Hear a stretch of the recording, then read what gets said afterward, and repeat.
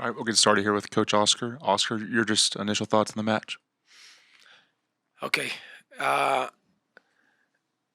After um, a time uh, in the locker room and see the things,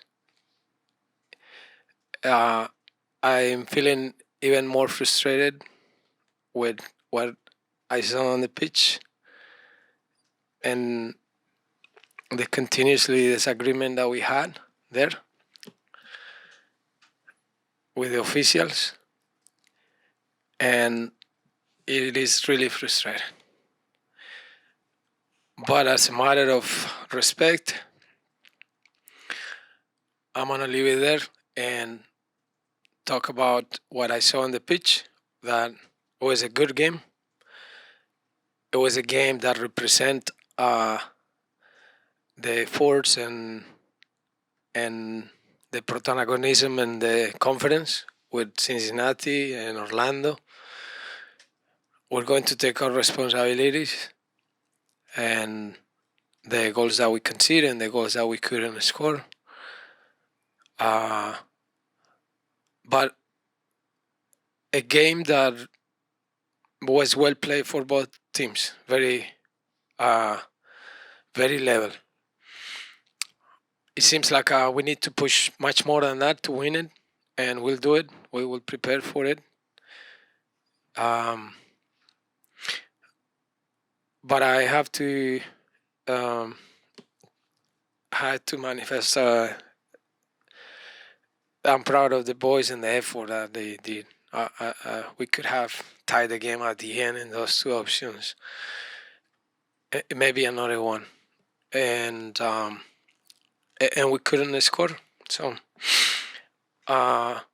we play a good game, and that's what it satisfies my view of the game. But again, just let me express that the frustration was big on other things. But we're going to move on and prepare the next one. Start with Austin. Oscar, just the way Cincinnati set up defensively and the way they played you. What do you feel that they kind of did that negated some of the things that you were trying to do? Right. In the first half, I thought it was very tentative for both teams. I think both look like we respect each other a lot. And except for the error that we had in the goal, it could end up the first half just level and then kind of reshape for the second half. But with that one goal, we feel that we needed to rush other things, like pushing harder on some positioning going forward. And we know that we can get exposed in the back because they have this system to wait and with that defense of 5, 2 or 3 sometimes, and they know how to defend in that lower block and counter us, and that was what happened in the second goal. That we didn't match correctly, but we knew that we were going to unleash the team in another areas, and that could happen. So the reaction was good. I thought we have the initiative. I think the guys that came from the bench help us just kind of to refresh some other ideas to attack, and we end up scoring a good goal and miss a couple ones that were very clear. So, but again, I'm proud of the boys. The boys did a good effort, and it was a good match. Apart from our frustration, I think it was a great match. The people who came and see a very playoff game. We'll go to Mike Rajo. But I wanted to ask you, in the goal, the first goal that Evander scored, it looked like the coaching staff, Cesar, was kind of trying to signal Pedro to kind of close the gap there. What was it? I'm not sure if it was Pedro able to kind of see what Cesar was kind of telling him when it came to approaching that free kick. And second question is, how difficult was it to kind of mark Evander today when it looked like, since he was marking well Martin Ojeda from really doing anything in the first half? Right, it's true. Yeah, no, the first goal, what you said is correct, and it was literal what happened. Yeah, Yeah, I saw it as well. And Pedro is a very mature goalkeeper that knows that he may rush a little on the right side. And Cesar, his coach, was asking him, "You're right." And the Evander situation is a very good player. You can give him much space. I think we control them. Mm, in the second half, we knew that we may concede more space for him and NK, but we needed to push and maybe just let us dueling with no other advantage, but just dueling with space and bet for our aggressiveness at front, and that's what the game brings. You get this, but you lose some other things, and then uh, he find those two options that he scored the second one, and he had another opportunity. He's a good player. He's Michael Citro. Oscar, thanks for your time. Can you please clarify what it was that was frustrating you at the half? Was it that Cesar, you didn't feel Cesar committed the foul there, or was there something else before that? I don't think it was a foul,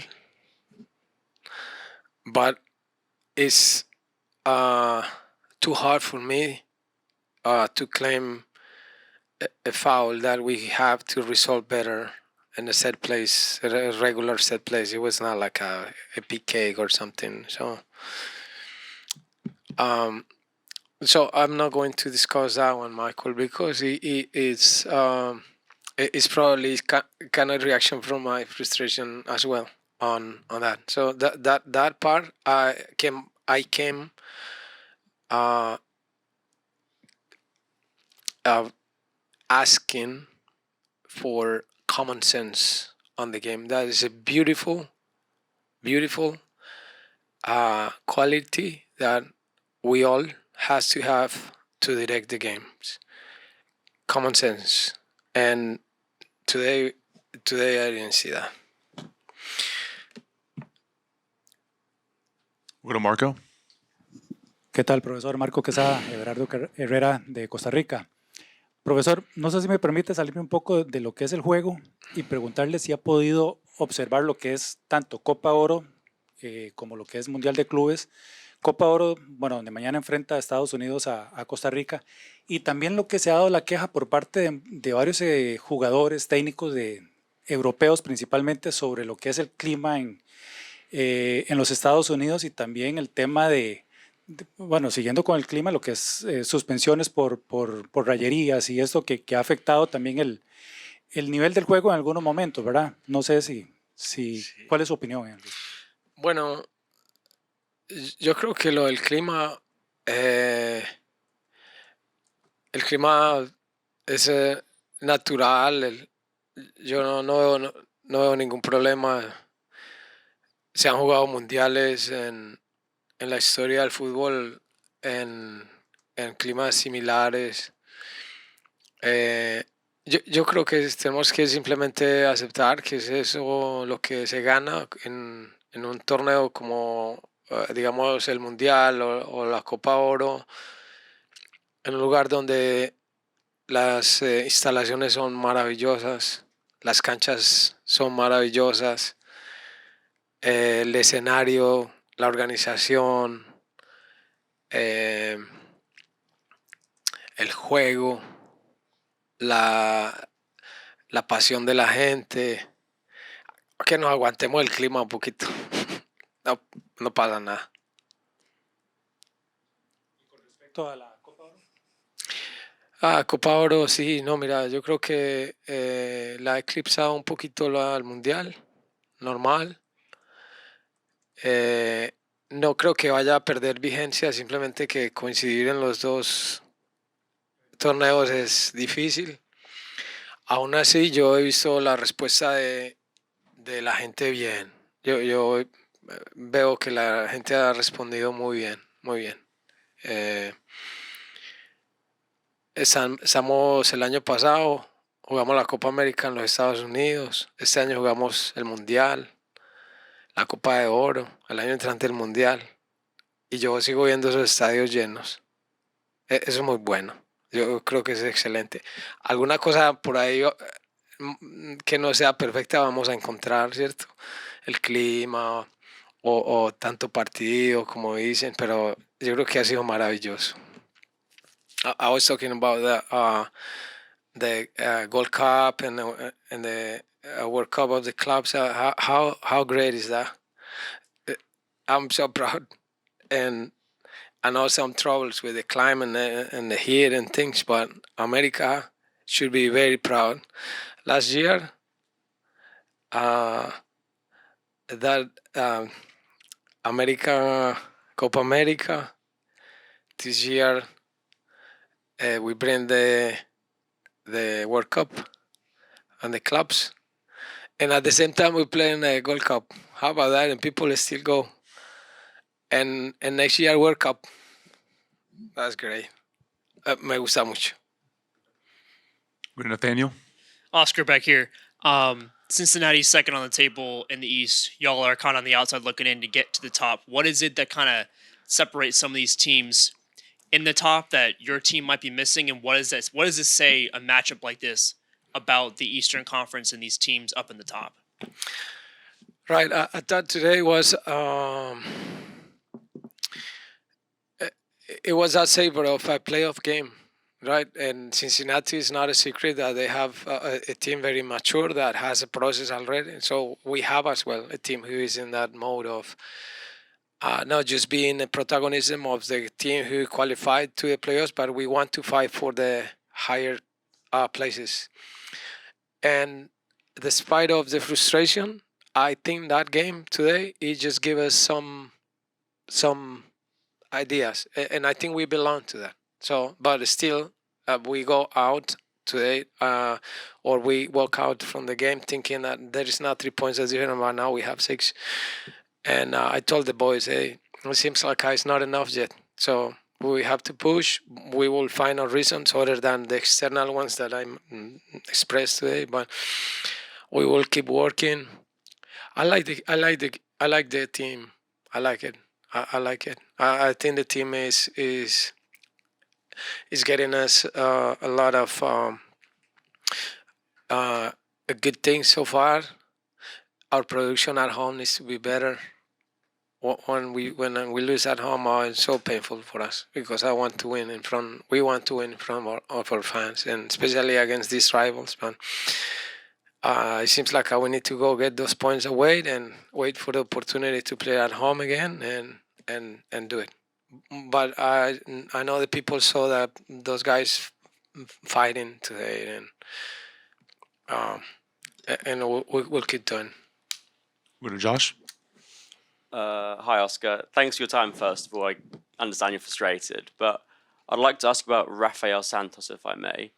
It's been a difficult season for Santos with David Brecalo playing so well at left back. But Rafa Santos comes in late in the game today, and I think he changes the game with his crossing ability on the left-hand side. Orlando's only goal came from the left-hand side with his cross. Also crossed into Enrique, who narrowly missed with his header. Would you like to be giving Rafa Santos more minutes in the future, do you think? Or is it quite difficult with two really good MLS quality left-backs? No, I saw the same. What you're asking is very correct. I think Rafa came into the game and then he produced a lot of actions in that left that we used to see with him. Also, that talent that he has to cross and we need to use it. So I'm glad to see it. And when we walk off the field as a coaches, and I'm not going to lie to you, I thought the same, and I say I need to review that, and I may not see something, but is these things that happen in the game when the players make you feel that, hey, I'm here, I can do that, and that's good. I like what Rafa did today. You were right. What happened is that Brecalo was giving us that consistency, and today we may feel the savor of we may need something else, right? I feel the same. So, but we will work it out and see. But that's a good problem to have. It is positive.